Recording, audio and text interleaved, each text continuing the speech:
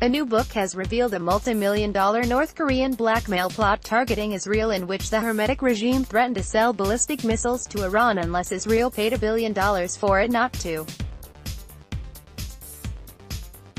According to former North Korean diplomat Tae Yong-ho, who defected to South Korea in 2016, Pyongyang told Israel it would stop helping Tehran advance its missile program in exchange for $1 billion in cash, The Wall Street Journal reported.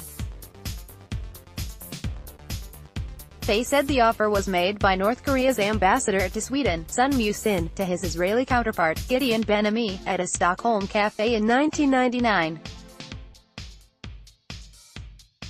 According to the book, Israel turned down the deal, but it did offer to send food aid to North Korea a few days later. The journal said it could not confirm the meeting or the offer, and could not contact Ben-Ami or Sun to ask about the allegation. Last week, Ben-Ami told Israeli public broadcaster Kan that he had held several secret meetings with the North Korean diplomat between 1999 and 2002, initiated by Pyongyang. Tzvi Goodbye, who was then the deputy head of Israel's Foreign Ministry Asia desk, told Kan that Israel had offered to help North Korea with agriculture or perhaps financially, but only if they would stop selling weapons to Syria and Iran or if they would open diplomatic relations with Israel. Goodbye said the offer was rejected.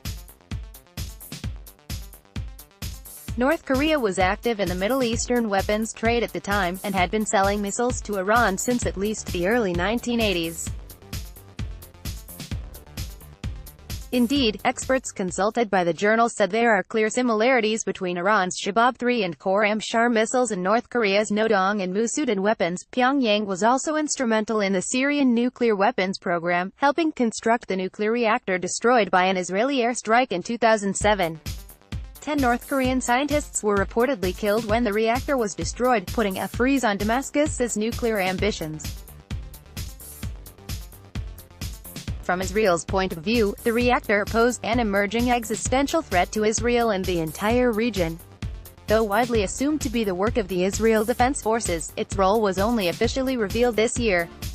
Last year, The Times of Israel reported on Israel's diplomatic outreach to North Korea in 1992 as the country sought to stop Pyongyang's weaponry reaching Israel's enemies. The idea of a $1 billion investment in the country was raised by North Korean diplomats in subsequent meetings, but their efforts stalled in the face of opposition from the Mossad Secret Service and then Prime Minister Yitzhak Rabin, who didn't trust the regime to deliver on his promises. The US and South Korea were also against the deal, The Times said, and it was scrapped within months. North Korea's weapons export industry is still sending arms all over the world.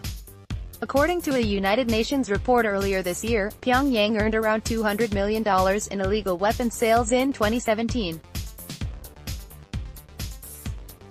Arms went to countries such as Syria and Myanmar, the report said.